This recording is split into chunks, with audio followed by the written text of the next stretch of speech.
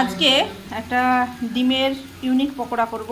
তার জন্য ডিম ফাটিয়ে নিয়েছিলাম দুটো, তার সাথে পেঁয়াজ কুচি, লঙ্কা কুচি, নুন দিয়ে কড়াইয়ে এটা ডিমের অমলেটের মতো করে এটা ভেজে নিলাম। এরপরে এগুলো পিস পিস করে কাটবো।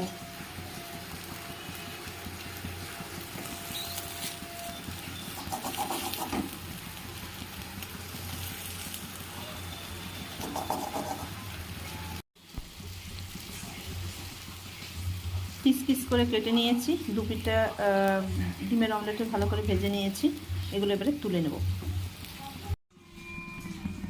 একটা ব্যাটার তৈরি করতে হবে। তার জন্য নিয়েছি বেসন, চালের গুঁড়ো, কালো জিরে, নুন, হলুদ, কাশ্মীরি লঙ্কার গুঁড়ো, গোলমরিচের গুঁড়ো, আদা রসুনের বাটা আর একটু খাবার সোডা। এগুলো সব একসঙ্গে ভালো করে মিশিয়ে নিচ্ছি, দিয়ে জল দিয়ে এগুলো একটু মোটা মোটা ব্যাটার একটা তৈরি করে নেব।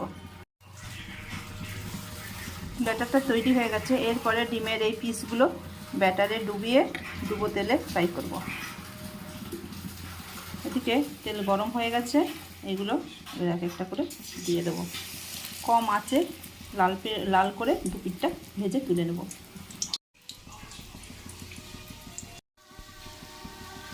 দু পিঠটা ভাজা হয়ে গেছে, এবারে এগুলো তুলে নিচ্ছি। ভিডিওটা দেখার জন্য ধন্যবাদ।